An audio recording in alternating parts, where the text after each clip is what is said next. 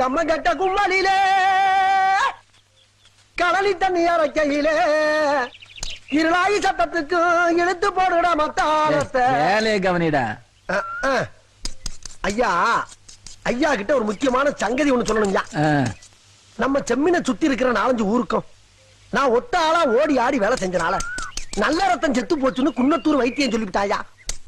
சொன்னவே வாயை வச்சுக்கிட்டு சும்மா இருக்காம ஒரு மருந்தையும் சொல்லிவிட்டான் சாமி.